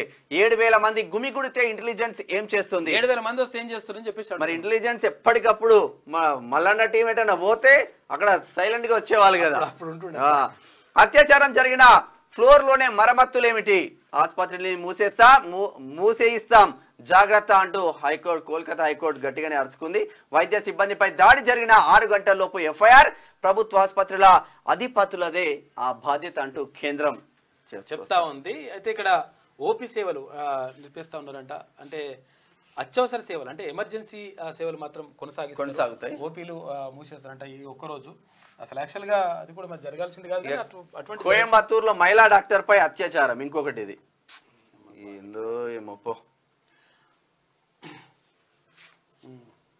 ఇట్లా ఉంటే నేడు రేపు భారీ వర్షాలు 20వ తేదీ వరకు ఎల్లో అలర్ట్ హైదరాబాద్ సహా పలు జిల్లాలో భారీ వానలు కరీంనగర్ జిల్లా చిగురుమామిడిలో 16.9 సెంటీమీటర్లు ఆసిఫాబాద్ లో పిడుగులు పడి 2 మృతి ఎల్లుండి నుంచి కృష్ణాకు వరదలు పెరిగే ఛాన్స్ నిన్న అన్న చెప్పారు కదా హైదరాబాద్ లో కరెక్ట్ 7 రోజులు కనుక వర్షం పడితే 17 రోజులు కనుక వర్షం పడితే ఖతం ఇక 17 రోజులు పడితే వర్షం పడితే సగం హైదరాబాద్ ఖతం అయితే మనం గంట వర్షానికే కార్లే కొట్టుకుపోయిన పరిస్థితి ఉండే భయం వేసింది రోడ్ల మీద పోవాలంటే మళ్ళీ గూగుల్ ఫోన్ పేలతో కరెంటు బిల్లులు చెల్లింపు ఇది మనం కావాలని అడిగినాం మనం ఇది ఎందుకనంటే ఈజీగా ఉండాలి అరే కట్టుకోవడానికి ఈజీగా ఉండాలి కానీ అట్లా కాదు ఇట్లా కాదు దీని ద్వారానే చేయించంటే ఎట్లుంటే కరెక్ట్ కాదు ఇది మంచి నిర్ణయం తీసుకురు మళ్ళా ఇక భారత్ బిల్ పే సర్వీసెస్లో చేరిన డిస్కమ్లు ప్రతి లావాదేవీకి ₹2 రుసుముతో డిస్కమ్లపై భారం అంట నెలకు 1.5 కోట్ల రూపాయలంట మొత్తం మీద ఫోన్ పే గూగుల్ పే ద్వారా కూడా మీరు ఈజీగా చెల్లించుకోవచ్చు అదే ఈజీ యాక్సెస్ ఉంటుంది వాస్తవంగా అదే పోర్టల్కి పోవాలి అదే యాప్ ఓపెన్ చేయాలి అంటే అది కొంచెం ఇబ్బందిగా ఉంటది ఎందుకంటే ఈ రోజులలో ప్రతి ఒక్కరు ఫోన్ పే గూగుల్ పే వాడుతున్నారు కాబట్టి ఈజీ ప్రాసెస్ 2 రాష్ట్రాల్లో ఎన్నికల నగారా జమ్మూ కాశ్మీర్ హర్యానా షెడ్యూల్ విడుదల ఇక జమ్మూ కాశ్మీర్ కు సెప్టెంబర్ 18 నుంచి 3 దశల్లో హర్యానాకు అక్టోబర్ 1న 4న ఫలితాలు అయితే మహారాష్ట్ర జార్ఖండ్ ఢిల్లీకి తర్వాత ఇక బహుశా వారి బాస్ మహారాష్ట్ర ఎన్నికలకు ఇంకా అనుమతి ఇచ్చి ఉండకపోవచ్చు అని చెప్పేసి ఉద్ధవ్ ఠాక్రే వాళ్ళ కొడుకు అంటుండు అంటే బాల్ ఠాక్రే మన్మడు కోదండరామ్ అలీ ఖాన్ ఎమ్మెల్సీలుగా ప్రమాణం హైకోర్టు తీర్పుపై సుప్రీం స్టే ఇవ్వడంతో మార్గం సుగమం ప్రమాణం చేయించిన మండలి చైర్మన్ గుత్తా సుఖేందర్ రెడ్డి ఉద్యమకారుల ఆకాంక్షల మేరకు పనిచేస్తా కోదండరామ్ అమరవీరుల స్తూపం వద్ద కోదండరామ్ అలీ ఖాన్ నివాళులు అర్పిస్తా ఉన్నారు మొత్తం మీద ఇద్దరు అంటే అసలు యాక్చువల్గా కోదండరామ్ సార్కి నిజానికి కూడా రావాల్సింది అది అనివార్యం అది ఆయనకు అంటే ఇది నామినేటెడ్ పోస్టు ఇచ్చేసి ఇంకా పెద్ద పోస్ట్ కూడా వస్తుందని చర్చ జరుగుతా ఉంది చూడాలి ఏం జరుగుతుందో కూల్చివేతలు ఆగవు వెనక్కి తగ్గేది లేదు ఎవరున్నా వదిలేది లేదు ఒత్తిళ్ళు వస్తాయని తెలుసు పట్టించుకోం సౌత్ జోన్లోనే కాదు అంతటా చర్యలుంటాయి చెరువులు పార్కుల్ని కాపాడుకోవాలి అక్రమ కూల్చివేతలకు ప్రజల్లో విశేష స్పందన ఇస్రో ఎన్ఆర్ఎస్సి కలిసి వస్తున్నాయి ఇతర రాష్ట్రాల్లోనూ హైడ్రా తరహా వ్యవస్థలకు డిమాండ్లు ఆంధ్రజ్యోతి ఇంటర్వ్యూలో హైడ్రా కమిషనర్ రంగనాథ్ సార్ చెప్తా ఉన్నాడు ఎట్టి పరిస్థితుల్లో కూల్చివేతలు ఆగవు ఎవరైతే చెరువులలో ఇండ్లు కట్టుకున్నారో చెరువులలో ఇండ్లు కట్టుకున్న పని చేస్తాము 100% కూల్ చేస్తామని చెప్తున్నాడు ఎందుకంటే నిజాంపేటలో ప్రగతి నగర్ దగ్గర చెరువులో 5 అంతస్తుల పెద్ద బంగ్లా కడితేనే కూల్చివేసిండు తర్వాత ఎమ్మెల్యే దానం నాగేందర్ పైన కూడా కేసు ఏటుగా కేసు ఫైల్ అయింది ఆయన గోడ కూల్చేసిండు మొత్తం కాబట్టి ఎట్టి పరిస్థితుల్లో అంటే గతంలో అయినా అంటే వరంగల్ కమిషనర్ గా ఉండే అంతకుముందు నల్గొండ ఎస్పీగా ఉన్నారు తర్వాత వరంగల్ కమిషనర్ ఆఫీసర్ ఉన్నప్పుడు ఎట్టి అక్కడ వరంగల్లో ఇక ఎవడన్నా కబ్జా పెట్టుడు తర్వాత కథలు పెట్టుడు ఇవంతా ఉంటే మొత్తం చుచ్చుపడేది అనమాట. మంచి సిన్సియర్ ఆఫీసర్గా రంగనాథ్ సార్కి పేరున్నది. కాబట్టి ఎట్టి పరిస్థితుల్లో ప్రభుత్వ ఆస్తుల్ని కాపాడాల్సిన బాధ్యత ఉంది అని చెప్పేసి ఆయన మొత్తం బాధ్యత తీసుకున్నాడు. తర్వాత ఇంకోటి ఏంటంటే ఒకవేళ ఇట్లా కాపాడకపోతే ఏమవుతుంది, ఇప్పుడు చెరువులలో ఇల్లు కడతారు, ఇల్లు కట్టిన తర్వాత ఏమవుతుంది, చెర్లలకు నీళ్ళు రావాల్సిన నీళ్ళు ఇళ్ళకి వస్తాయి కదా, చెర్లలో కట్టినప్పుడు ఏడికి వస్తాయి నీళ్ళు. కాబట్టి అప్పుడు కాళోజీ నారాయణరావు ఉంటారు కదా, కాళోజీ నారాయణరావు ఆయన అంటాడంట ఒకసారి, అయితే మణికొండలు ఇల్లు కట్టుకున్నాడు ఆయన, ఏది వరంగల్ మణికొండ ఉంది కదా, కట్టుకున్నాడు. అయితే కట్టుకుంటే ఏమైందంటే అసలు యాక్చువల్గా కొంచెం అడవి ప్రాంతం ఇది, అప్పట్లో కొంచెం అడవి ఉండి, ఇప్పుడు ఇల్లు అయినా మంచిగా అయింది, కానీ కొంచెం ఉండే అట్లా ఉంటే అది ఒక పని మనిషి అతను వచ్చి చెప్పిండట, అది సార్ మొత్తము ఇంట్లకు పాములు వస్తున్నాయి, తేళ్ళు వస్తున్నాయి సార్, ఇవన్నీ వస్తున్నాయి అంటే, అరే అవి ఉండే దగ్గర మనం కట్టుకుని మనం వస్తున్నాయి ఏంటంటారా, వాటిదే ఇది పాములు తేలదేరా, మనమే అనవసరంగా ఇడికి వచ్చి కట్టుకున్నాం బిడ్డ, ఇది కరెక్ట్ కాదురా అని చెప్పిండట కాళోజీ గారు.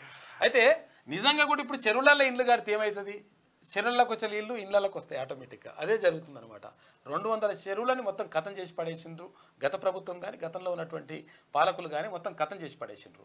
వాళ్ళు ఏం చేసిండ్రు, ఈ అధికారులు కూడా వీళ్ళకు వస్తాసు వలుక్కుంటా 4 పైసలు ఇస్తే కథం చేసుకుంటూ వచ్చేసిండ్రు అన్నీ కూడా.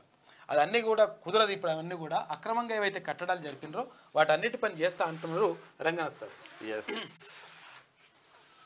జాతీయ చలనచిత్ర అవార్డులో దుమ్ము రేపిన సౌత్ సినిమా ఉత్తమ చిత్రంగా మలయాళీ సినిమా అట్టం, కార్తికేయ 2కు ఉత్తమ ప్రాంతీయ చిత్రం అవార్డు, కాంతారా హీరో రిషబ్ శెట్టికి ఉత్తమ నటుడు పురస్కారం, నిత్యా మేనన్, మానసి పరేఖ్లకు సంయుక్తంగా ఉత్తమ నటి, పొన్నియిన్ సెల్వన్ 1 చిత్రానికి 4 పురస్కారాలు.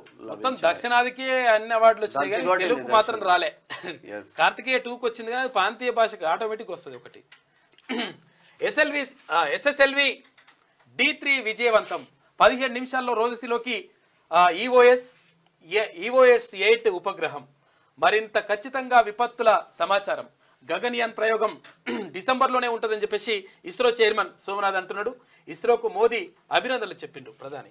శత్రు విధ్వంసగా ఆత్మాహుతి డ్రోన్, 1000 కిలోమీటర్ల రేంజ్, 40 కిలోల బాంబులు మోసుకెళ్లే సామర్థ్యం, లక్ష్యాన్ని చేరుకోగానే పేలిపోయి భారీ విధ్వంసం. స్వదేశీ పరిజ్ఞానంతో రూపొందించిన NAL డ్రోన్లు తీసుకుపోతాయంట, బాంబు కూడా తీసుకుపోతాయంట, బాంబు తీసుకుపోయి ఆడిపోయి పేల్చేస్తాయట.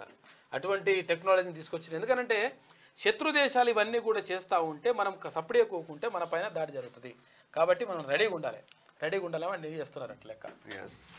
ఆ వ్యాఖ్యలపై విచారం వ్యక్తం చేస్తున్నా, నీ విచారమోనికి కావాలి, క్షమాపణ చెప్పు, ముక్కు నేలకు రాయి, ముక్కు నేలకు రాసి నవ్వుకుంటూ మాట్లాడినా చెప్పు తీసుకుని కొడతారు ఆడోళ్ళు వచ్చి, ఇష్టం వచ్చినట్టుగా స్త్రీలని అట్లా అవమానపరచుడు, డ్యాన్స్ చేసుకుంటారు ఇట్లా. అంటే మధ్యతరగతి తర్వాత ఎవరైతే అట్టడుగు వర్గాలు ఉన్నారో నీ దృష్టిలో ఎట్లున్నో చూసుకోయిగా.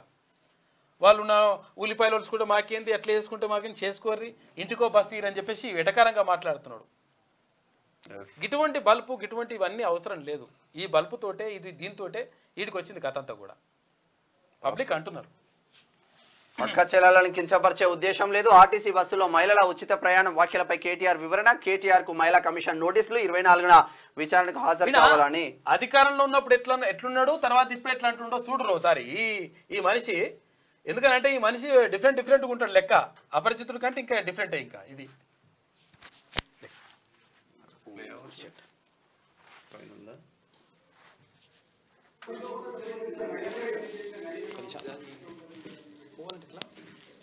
నేను యథాలాపంగా నిన్న మాట్లాడుతూ ఒక మాట అన్నాను. నేను దానికి ఆల్రెడీ మా సోదరీమణులందరికీ నేను క్షమించమని కూడా అడిగినాను. కాబట్టి నేను ముందుకు వచ్చి ఆ మాట చెప్పినాను.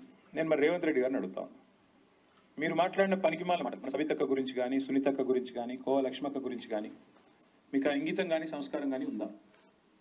నేను నిన్న యథాలాపంగా నోరు జారాను, మాట్లాడాను. ఎస్, ఐ అగ్రీ అన్నాను. మా చెల్లెల్ని, మా అక్కల్ని మాట ఏదైతే మాట్లాడాను దానికి క్షమాపణ అడిగాను. నీకు ఆ సంస్కారం ఉందా? గతంలో ఏం మాట్లాడుతుంది ఈయన మాటలు. బస్సు అందం చెప్పరా, నేను మా సీతక్క చెప్తాను. బస్సులో అల్ల వెళ్ళిపోయారు తప్పని మేము ఎక్కడన్నాం అక్క, మేము అనలే.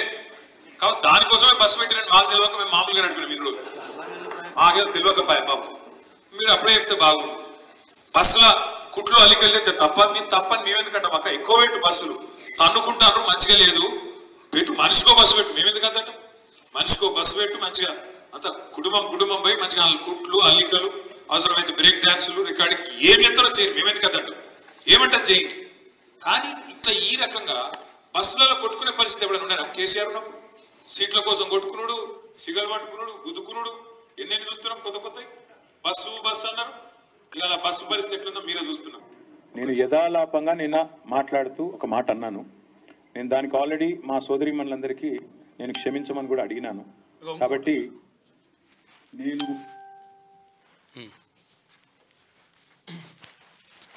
ఇట్లా అన్నాడు కదా గతంలో ఈయన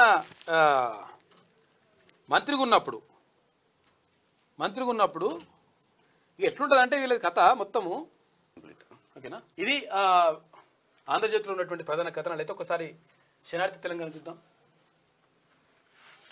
ఉత్తమ చిత్రం అట్టం, ఉత్తమ నటుడు రిషబ్, ఉత్తమ నటి మిథ్యా మీనన్, మానసి పరేఖ్ 70వ జాతీయ చలనచిత్ర పురస్కారాల ప్రకటన.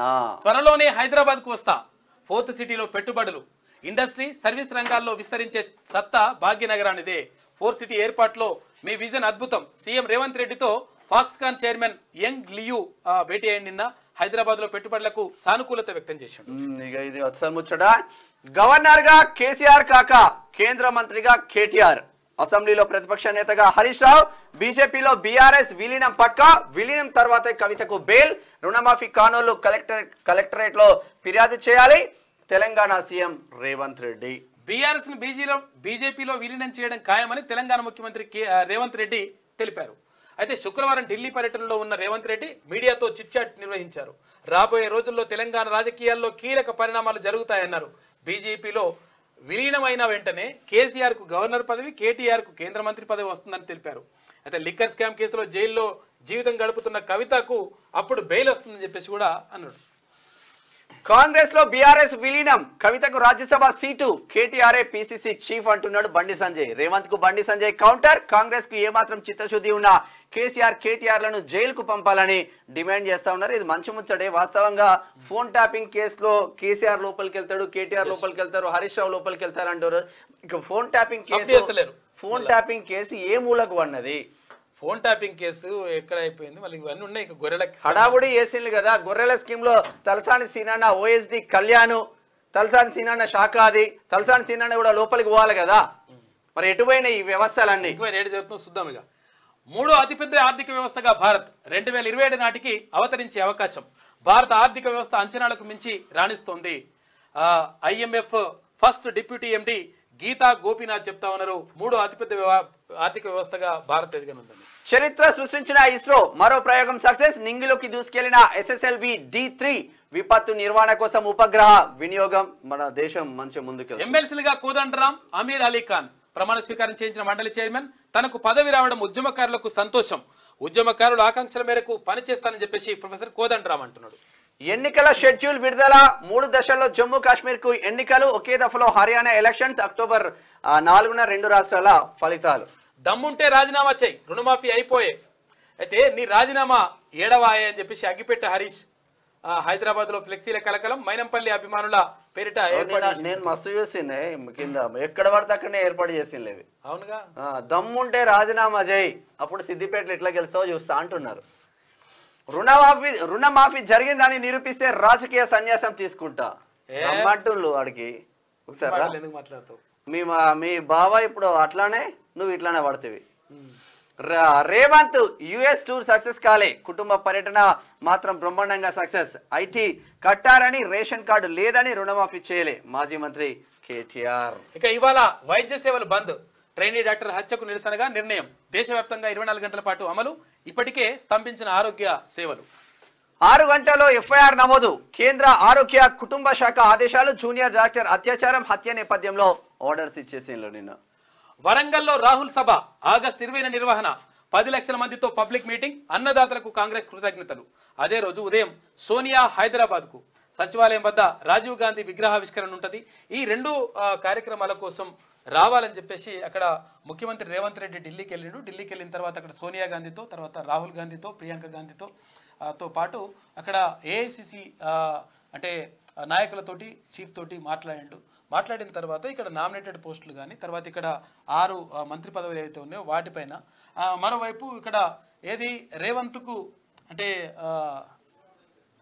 ఏం చెప్పడం, ధన్యవాదాలు చెప్పేటువంటి కార్యక్రమంలో భాగంగా వరంగల్లో ఒక సభ ఏర్పాటు చేయాలని, తర్వాత ఇక్కడ రాజీవ్ గాంధీ విగ్రహాన్ని సచివాలయం దగ్గర అంటే సెక్రటేరియట్ దగ్గర రాజీవ్ గాంధీ విగ్రహం పెట్టాలని చూస్తున్నారంట. ఆ విగ్రహ ఆవిష్కరణ కార్యక్రమానికి సోనియా గాంధీని రావాల్సిందిగా ముఖ్యమంత్రి కోరినారు. దానికి సానుకూలంగా స్పందించినట్టుగా తెలుస్తూ ఉంది. ఇక్కడ వరంగల్లో సభ కూడా పెట్టడానికి ఏర్పాట్లు చేస్తున్నారు. మల్లన్న టీం రాష్ట్ర కమిటీ సభ్యుడు బండా రమేష్ మృతి. 4 ఏళ్లుగా ప్రజల పక్షాన ప్రశ్నిస్తూ పోరాటం. అనారోగ్యంతో మృతి చెందడంతో టీం సభ్యులు దిగ్భ్రాంతి. అంత్యక్రియలకు హాజరు కానున్న తీన్మార్ మల్లన్న. చాలా దారుణం నిజంగా, ఒక విషాదం మల్లన్న టీంలో.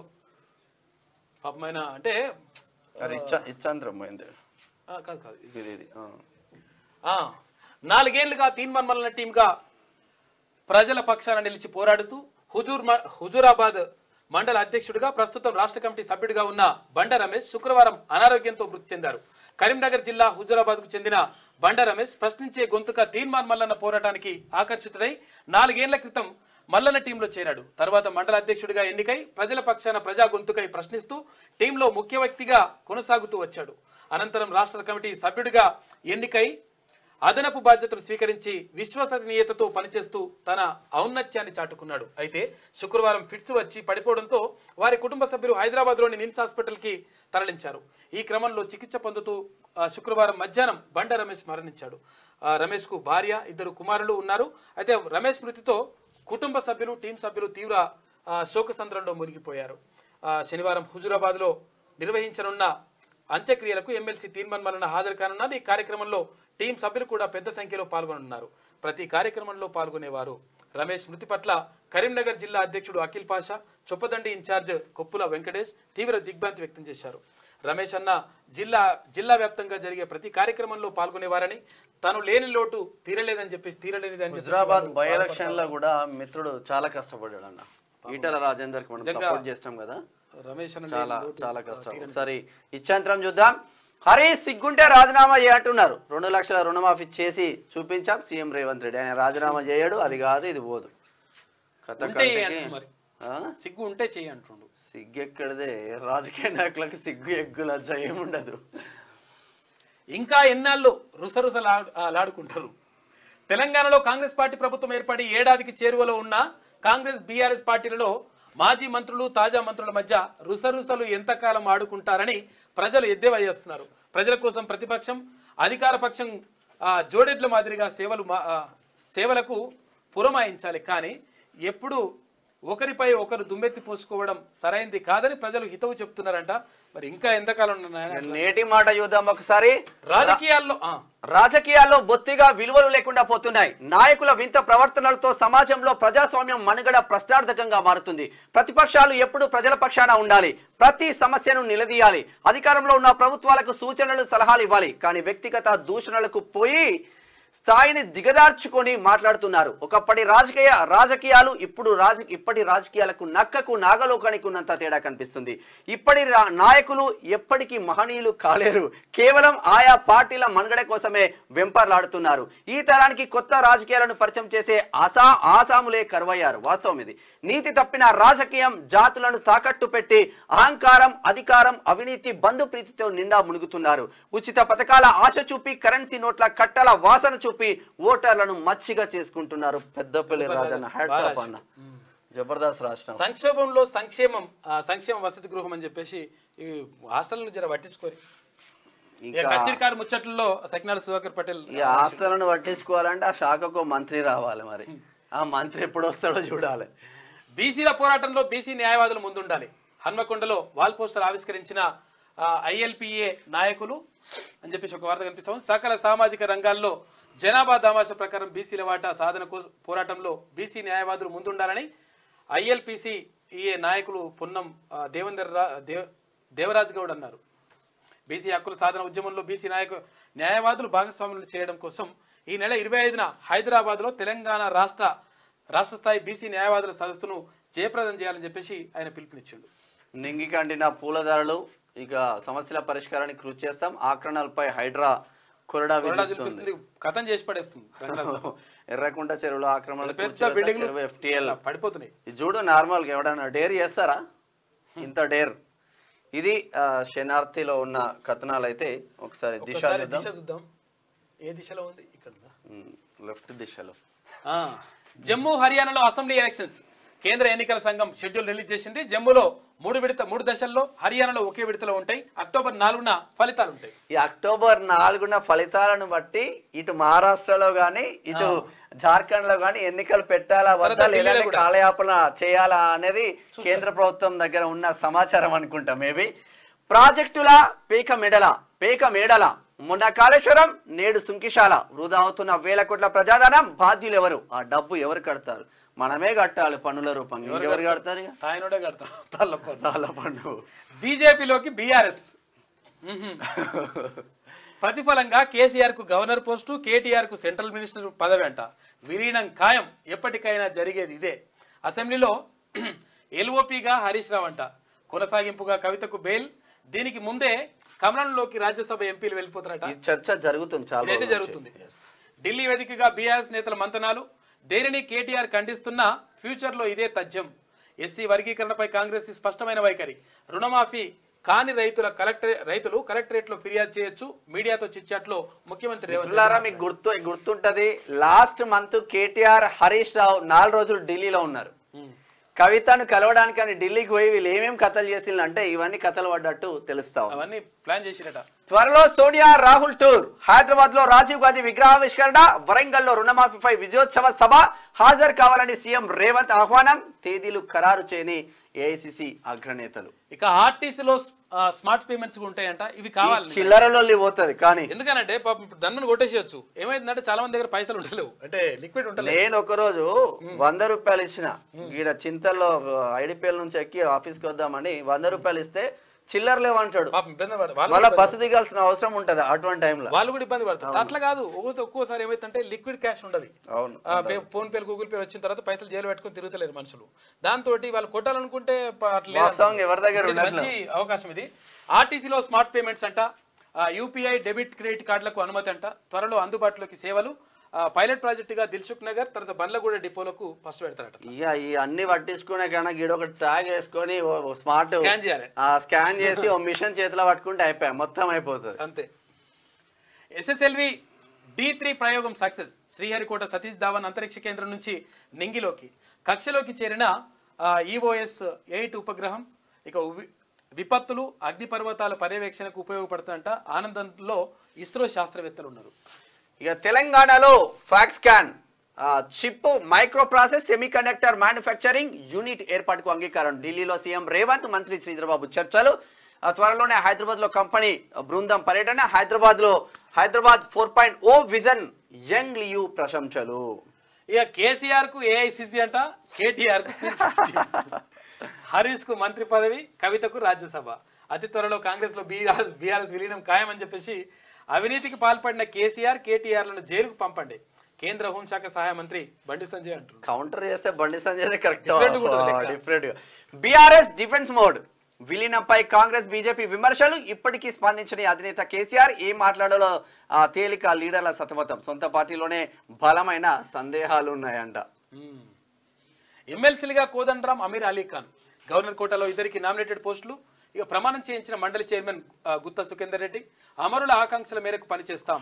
అవకాశం కల్పించిన సీఎంకు కృతజ్ఞతలు ఎమ్మెల్సీ కోదండరాం చెప్తున్నారు.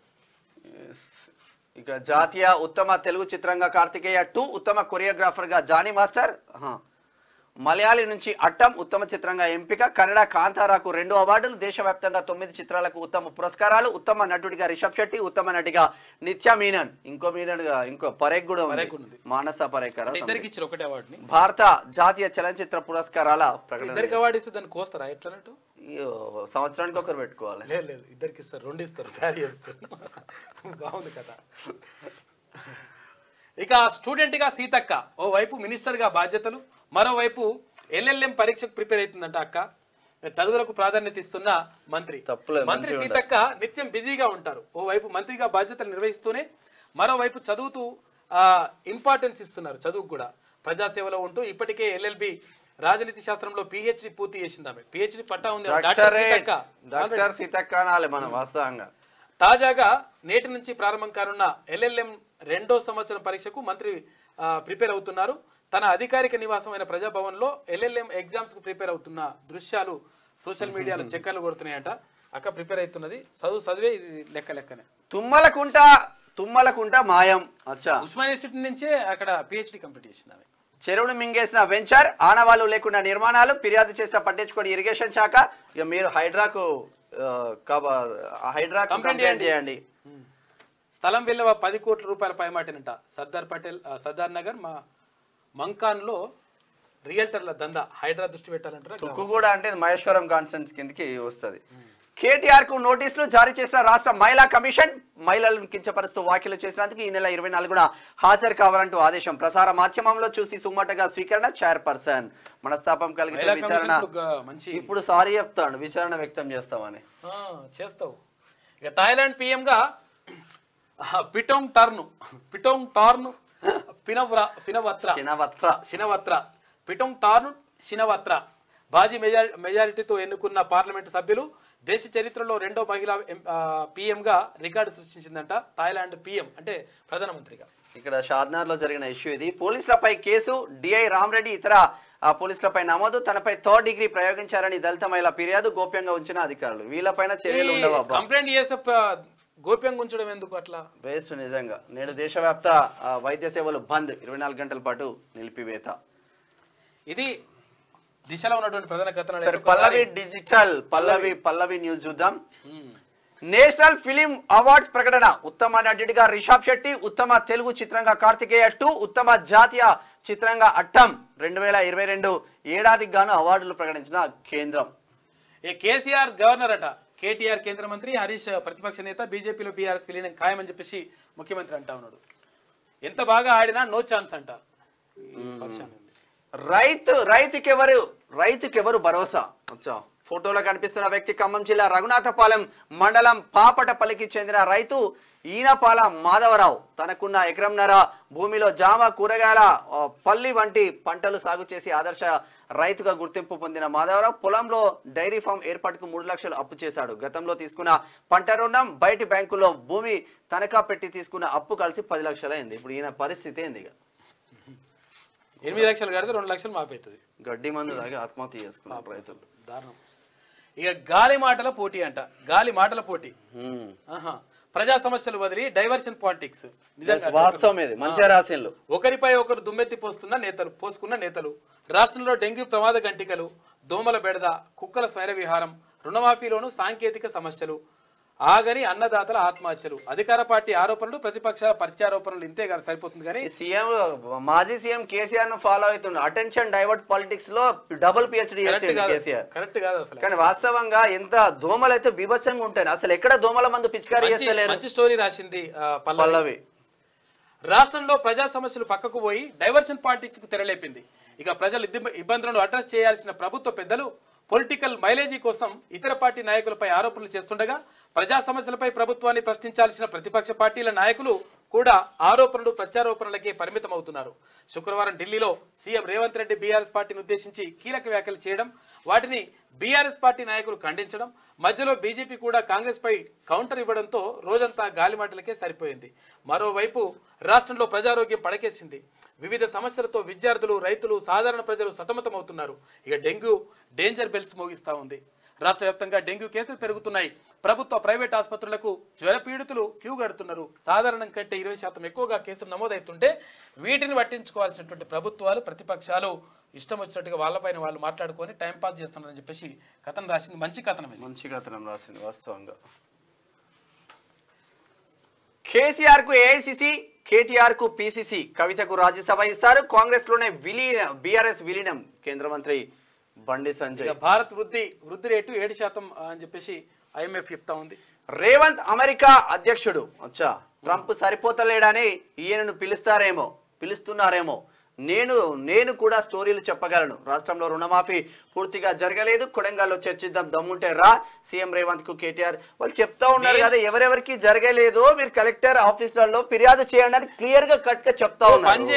ఆ రైతులను తీసుకొని కలెక్టర్ నువ్వే కలెక్టర్ ఆఫీస్కి వెళ్ళు, రైతులతో దరఖాస్తు పెట్టి ఇస్తారు, ఏం టెన్షన్ లేదు. తర్వాత ఇంకోటి ఏంటంటే నేను కూడా స్టోరీ చెప్పగలను కాదు, మీరు స్టోరీలే చెప్తారు, మీరు చెప్పేదే స్టోరీలు, కాళేశ్వరం స్టోరీలు చెప్పే, మేడిగడ్డ స్టోరీ చెప్పే, మీరు చెప్పే స్టోరీలే. లంచమా వామ్మో ఏసీబీ మధ్యలో ఏసీబోలు తుక్కు పట్టుకుంటున్నారు. ఉద్యమకారుల ఊసేది కాంగ్రెస్ అధికారంలోకి వచ్చి 8 నెలలు, నేటికి అమరవీరుల కుటుంబాల అడ్రస్ వెతకలేదు, వారికి ఇచ్చిన హామీలను అమలు చేయడంలో జాప్యం, తెలంగాణ కోసం కొట్లాడిన 1200 మంది వీరులు అయితే 585 మందిని అధికారికంగా గుర్తించిన గత సర్కార్, ఇందిరమ్మ రాజ్యంలో ఉద్యమకారులకు న్యాయం ఏది, ఇక సాయం కోసం ఎదురు చూస్తున్న బాధిత కుటుంబాలు అని చెప్పేసి వాళ్ళకు నెల పెన్షన్స్ ఇస్తా ఉన్నారు.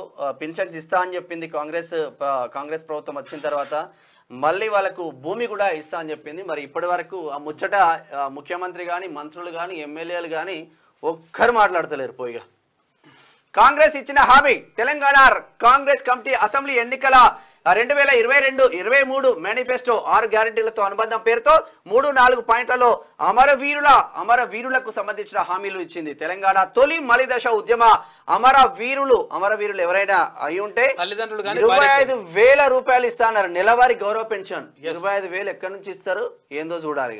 వారి కుటుంబంలో ఒకరికి ప్రభుత్వ ఉద్యోగం ఇస్తాం, తెలంగాణ ఉద్యమకారులపై ఉన్న కేసులను ఎత్తివేసి వారికి 250 గజాల ఇళ్ల స్థలాలను కేటాయిస్తామని కాంగ్రెస్ హామీ ఇచ్చింది. ఒక్కటి కూడా నెరవేర్చలేదు. ఇక చిత్తశుద్ధి నిరూపించుకోవాలి. ఎంతో మంది త్యాగాలు, పోరాటాలు, ఆకాంక్షల పునాదుల మీద తెలంగాణ వచ్చింది. రాజకీయ నాయకులతోనే రాష్ట్రం రాలేదు. ఉద్యమంలో లేని వ్యక్తులకు ప్రభుత్వంలో పదవులు వస్తే ఉద్యమంలో తమ బిడ్డలను కోల్పోయిన కుటుంబాలు రోడ్డున పడ్డాయి. ఉద్యమకారులకు కాంగ్రెస్ సర్కారు ఎన్నికల ముందు ఇచ్చిన హామీని నిలబెట్టుకోవాలని చెప్పేసి పాశం యాదగిరి తెలంగాణ ఉద్యమకారుడు, సీనియర్ జర్నలిస్ట్. వాస్తవం ఎందుకంటే బీఆర్ఎస్ అదే చేసింది, కాంగ్రెస్ కూడా అదే చేస్తే ఇంక ఎటు పోవాలి. పాశం యాదగిరి సార్ చెప్పింది. రక్షించే మాకు రక్షణ ఏది, కోల్కతా ఘటనపై రాష్ట్ర వ్యాప్తంగా ఆందోళనలు, ఓపీ సేవలు నిలిపి నిరసన తెలిపిన డాక్టర్లు నేడు ఇందిరా పార్క్ వద్ద ధర్నాకు పిలుపునిచ్చింది. నో సేఫ్టీ నో డ్యూటీ అంటున్నారు. దాడి జరిగితే 6 గంటల్లో ఎఫ్ఐఆర్ నమోదు చేయాలి అని చెప్పేసి కేంద్రం ఉత్తర్వులు జారీ చేసింది. కోదండరాం, అమీర్ అలీ ఖాన్ ఎమ్మెల్సీలుగా ప్రమాణం. నేను ఎమ్మెల్సీ కావడంతో ఉద్యమకారులు సంతోషంగా ఉన్నారు, దీన్ని అదనపు బాధ్యతగానే భావిస్తానంటూ కోదండరాం సార్ చెప్తున్నా ముచ్చట్లు. 2020 కంటే ముందు వాటికే ఎల్ఆర్ఎస్ అంట, 2020 కంటే ముందు వాటికే ఎల్ఆర్ఎస్ ఇస్తారంట. మార్గదర్శకాలు జారీ చేసిన సర్కార్ ఆగస్టు 26 కంటే ముందు రిజిస్ట్రేషన్ చేసిన లేఅవుట్లకి తప్పుల తడకగా 2020 అని కూడా చాలా దంచి కొట్టిన వాన. వనస్థలిపురంలో నాలాలోకి కారు కాపాడిన పోలీసులు. ఇది పల్లవి న్యూస్ లో ఉన్న. ఒక్కసారి ఈనాడు ఎడబెట్టినావు. జాతీయ ఉత్తమ నటుడు రిషబ్ శెట్టి, ఉత్తమ చిత్రం అట్టం.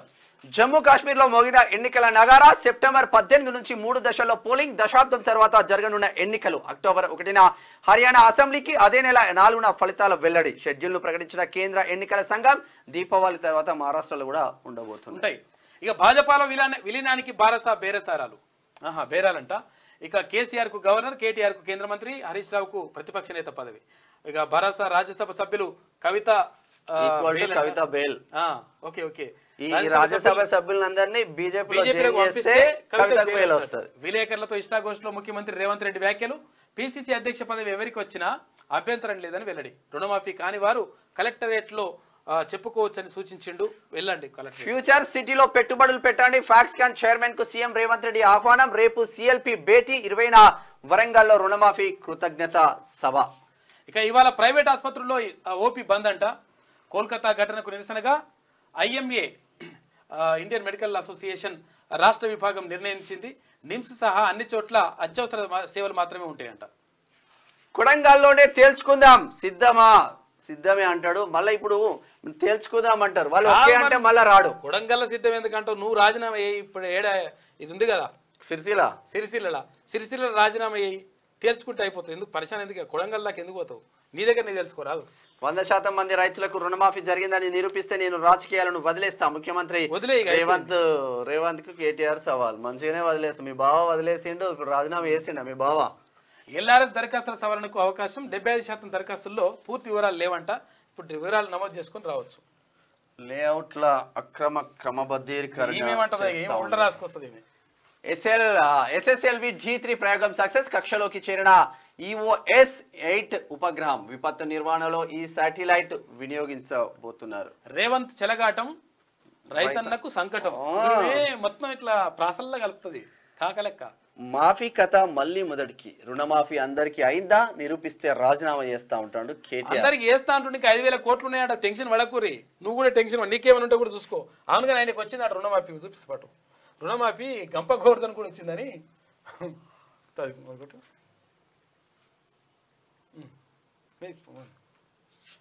పోనీ ఇక్కడనే ఇగో రుణమాఫీ గంపా గోవర్ధన్. గంపా గోవర్ధన్ ఎవరో కాదు, కామారెడ్డి మాజీ ఎమ్మెల్యే ఉండే. ఆయన రాజీనామా చేయించి మళ్ళీ పోటీ చేస్తే కథ అంత ఉల్టా అయిపోయింది లెక్క. చూసినావా? వీళ్ళకి కూడా అయింది రుణమాఫీ. కావాలంటే పోయి చూసుకో లిస్ట్లా. ఇంపాక్ట్స్ కలకలం. ఆఫ్రికా నుంచి వేగంగా ఇతర దేశాలకు వైరస్ వ్యాప్తి. స్వీడన్ లో కలకలం. పాక్ లో 3 కేసులు నమోదు. గ్లోబల్ హెల్త్ ఎమర్జెన్సీ ప్రకటించిన WHO. ఇవాళ వైద్య సేవలు బంద్ అవుతాయంట. ఇక ఇవాళ రేపు భారీ వర్షాలు ఉంటాయి. రుణమాఫీ ఎప్పుడు చేస్తారు? బ్యాంకు ఎదుట రైతులు, బ్యాంక్ ఎదుట కాదు, డైరెక్ట్ కలెక్టరేట్లకు వెళ్ళండి, మీరు రిక్వెస్ట్ పెట్టుకోండి, బరాబర్ చేస్తారు. మొత్తం మీద మరి బీఆర్ఎస్ పార్టీని భారతీయ జనతా పార్టీలో విలీనం చేస్తారా, లేకపోతే బీఆర్ఎస్ గవర్నర్ కాబోతున్నాడా సంజయ్ అన్నట్టుగా బీఆర్ఎస్ పార్టీని ఇక్కడ కాంగ్రెస్ పార్టీలో విలీనం చేస్తారా?